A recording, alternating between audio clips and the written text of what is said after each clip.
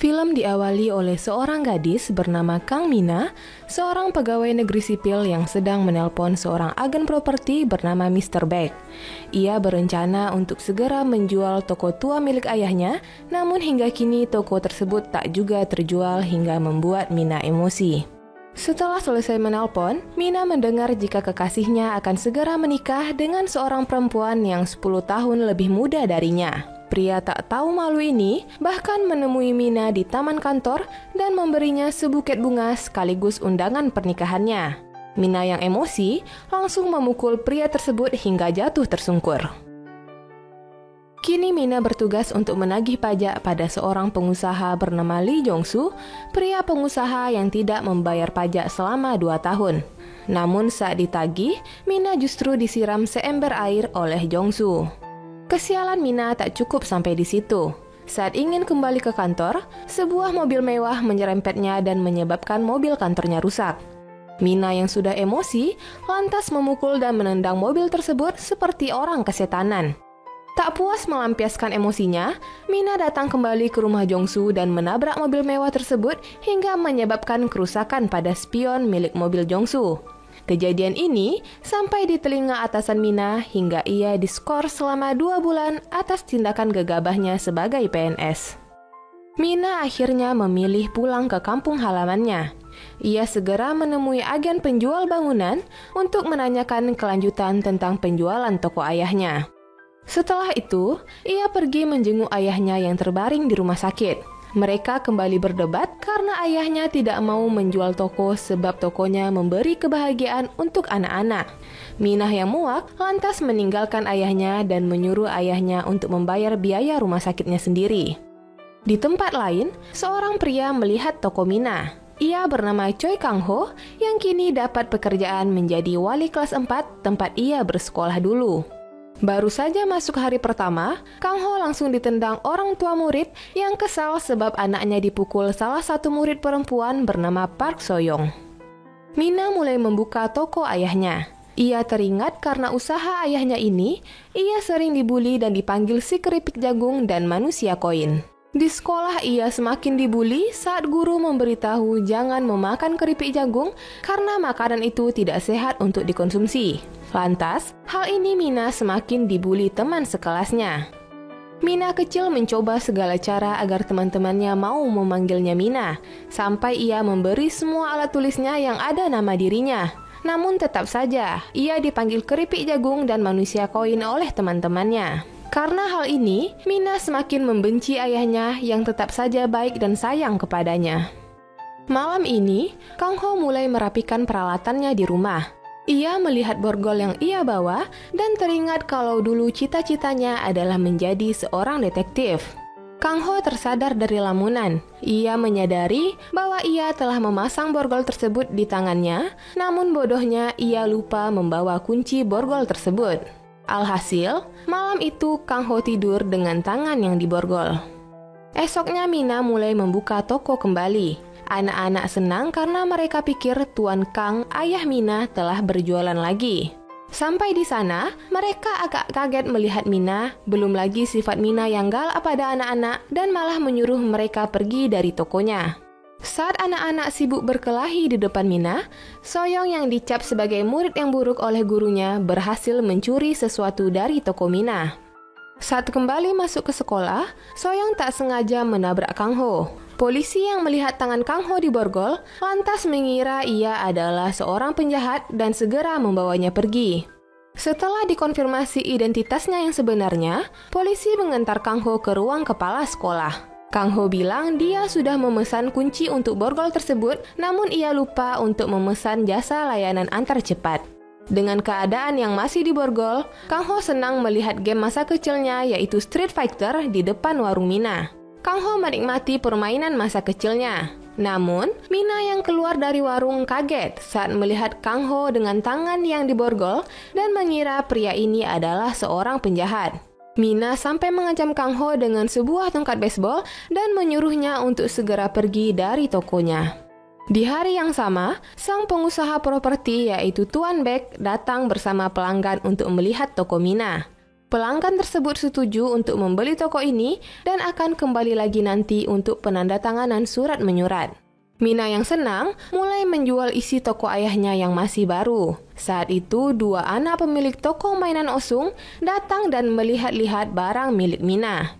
Mina datang melihat mereka dan mengusili bahwa makanan yang mereka makan berasal dari kepala ayam. Anak-anak yang takut segera pergi meninggalkan toko Mina. Saat kembali memeriksa salah satu kotak, Mina kaget karena ada satu yang telah terbuka. Mina segera mencari pelakunya. Saat keluar toko, Mina melihat beberapa anak yang duduk di kursi panjang menunggu bus. Mina yang tidak suka dengan kehadiran anak-anak tersebut langsung mengusirnya. Padahal sebelumnya ayah Mina yaitu Tuan Kang selalu menyuruh anak-anak untuk menunggu di sana. Esoknya di sekolah, tidak ada satupun anak kelas 4 yang ingin makan dengan Soyong. Kang Ho memperhatikannya dari jendela, dan ia semakin penasaran setelah memeriksa hasil latihan Soyong yang mendapatkan nilai 0. Saat pelajaran olahraga, Kang Ho menasihati anak-anak untuk berteman dengan semua orang. Ia memperhatikan Soyong yang duduk sendiri dan menegurnya untuk kembali masuk ke barisan. Kang Ho menugaskan anak-anak untuk membawa seruling esok hari. Kembali ke toko, dari kaca tak sengaja Mina melihat seorang anak perempuan sedang mencuri seruling dari tokonya. Anak ini adalah Soyong. Mina segera mencegatnya saat akan keluar, namun Soyong segera kabur dan Mina mengejarnya. Setelah kejar-kejaran yang cukup lama, akhirnya Mina berhasil menangkap Soyong dan membawanya ke hadapan Kang Ho selaku wali kelas 4. Mina agak kaget saat melihat pria yang ia anggap buronan tempo hari ternyata adalah seorang guru. Meskipun Soyong sungguh mencuri, namun Kang Ho tetap membelanya dan berkata bahwa bukan hanya Mina yang menjual seruling di daerah ini. Akhirnya Kang Ho dan Mina berdebat. Soyong yang merasa tak enak hati, akhirnya mengaku bahwa dia benar mencuri seruling dari tempat Mina. Soyong mengaku bahwa sebagai anak yang tidak memiliki perlengkapan lengkap, ia sering mencuri di toko Mina. Sebenarnya ayah Mina, Tuan Kang, mengetahuinya, namun ia tak menegur. Saat teman-teman Soyong melihatnya sedang mencuri dan guru membawanya ke toko Mina, Tuan Kang malah melindungi Soyong dan berkata bahwa Soyong hanya memasang label harga pada barang-barang tersebut. Tuan Kang begini karena ia tahu alasan Soyong mencuri, sebab ayahnya masuk penjara dan ibu Soyong telah lari meninggalkannya. Soyong juga tak berniat untuk mencuri. Ia mencatat semua barang yang telah ia ambil dalam sebuah buku catatan kecil dan menyerahkannya kepada Mina. Di rumahnya, Kang Ho merasa bersalah pada Soyong. Ia sadar betul bahwa dia juga dipanggil pecundang oleh teman-temannya dan tak memiliki teman. Ia meluapkan perasaan galaunya dengan bermain game Street Fighter di depan kedai Mina. Namun tiba-tiba Kang Chul bersorak kesenangan karena ia berhasil meraih skor paling tinggi dan memberi inisial CKH pada nilainya tersebut.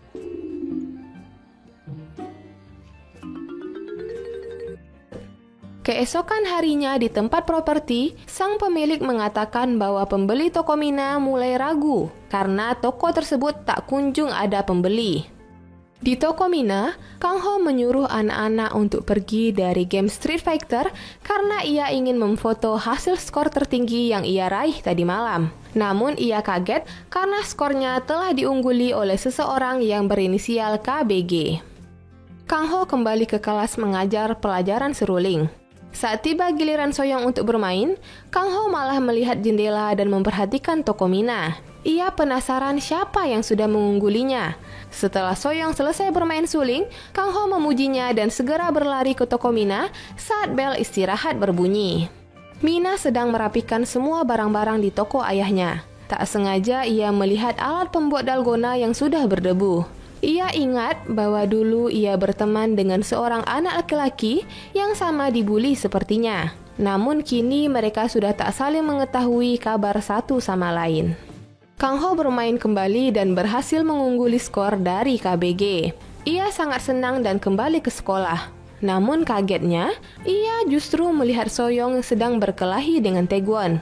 Taekwon and Gang kembali membuli Soyong. Kang Ho menyuruh mereka untuk berbaikan, namun mereka tak mau. Akhirnya dengan terpaksa, Kang Ho memborgol sebelah tangan mereka satu sama lain. Taekwon dan Soyong mulai kesulitan karena saling diborgol.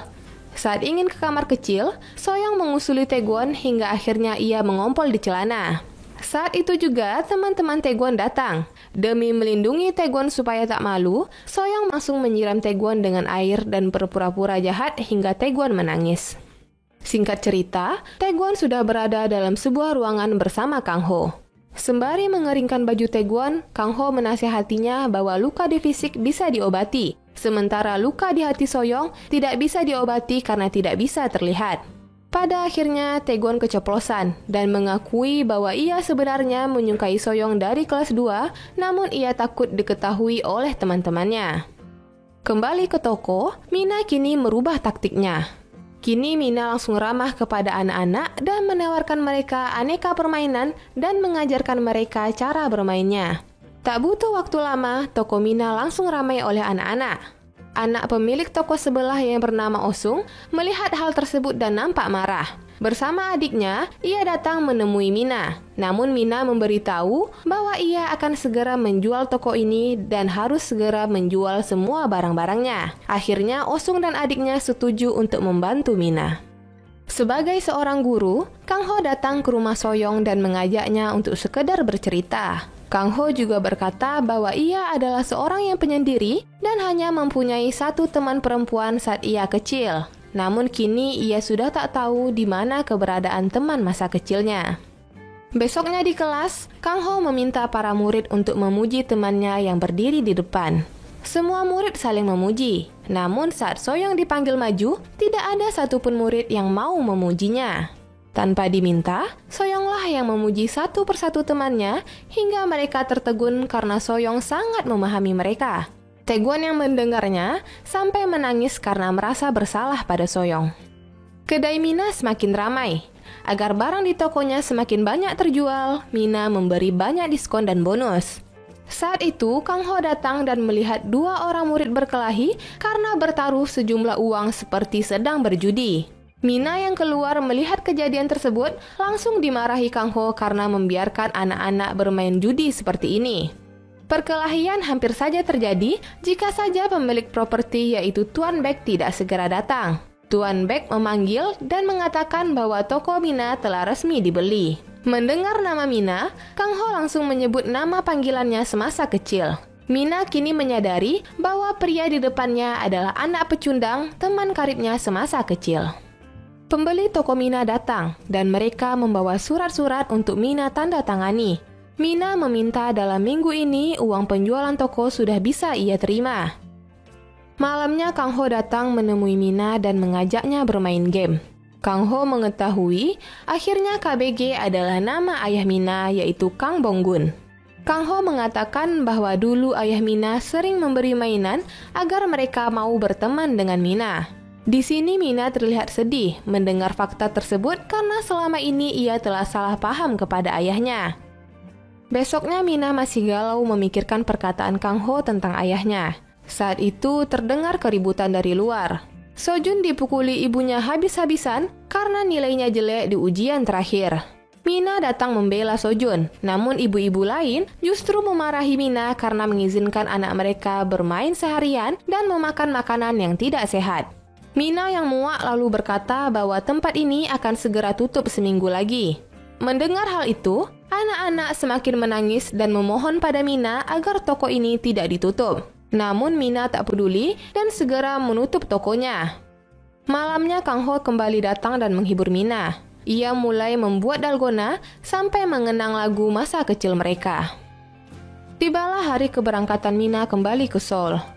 Sebelum meninggalkan toko, kurir pengantar barang mengatakan ada satu box hijau yang mungkin saja adalah milik pribadi. Mina kemudian melihat isi box tersebut. Ia kaget saat melihat banyak barang kenangan masa kecilnya yang ternyata disimpan oleh ayahnya. Setelah kematian ibunya, ternyata Tuan Kang susah payah belajar cara mengikat rambut anak perempuan dan hal lain demi Mina. Akhirnya Mina terduduk dan menangis. Ia menyesal telah membenci ayahnya selama ini. Di stasiun sebelum keberangkatan kereta, Kang Ho mengirim video anak-anak yang akan segera mengikuti lomba lari di pekan olahraga sekolah.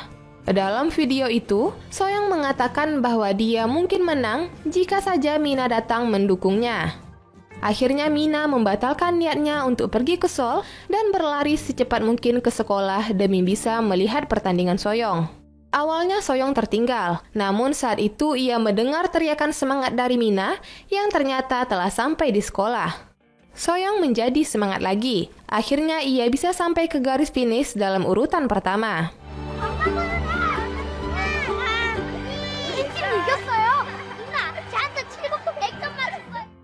Setelah kejadian mengharukan itu, Mina memutuskan untuk berhenti menjadi pegawai negeri sipil dan membantu ayahnya yang telah sehat untuk bekerja di toko. Mina menemukan kebahagiaannya saat melihat anak-anak bahagia bermain di tokonya.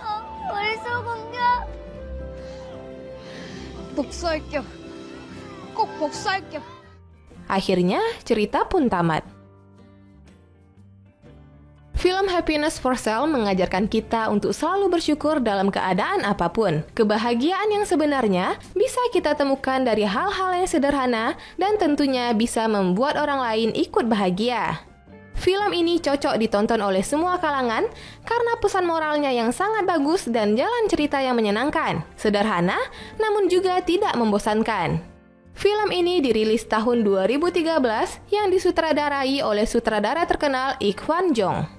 Film yang syarat akan makna dan moral ini, maka tak salah jika UBR Entertainment memberi rating 6,9. Oke, tanpa basa-basi lagi, sebab kita bukan membahas hal yang basi, itulah tadi seluruh jalan cerita film Happiness for Sale versi UBR Entertainment. Like dan share ke teman-teman tersayangmu agar mereka juga ikutan tahu update film-film menarik ini, dan jangan lupa subscribe channel UBR Entertainment. Kamsahamnida.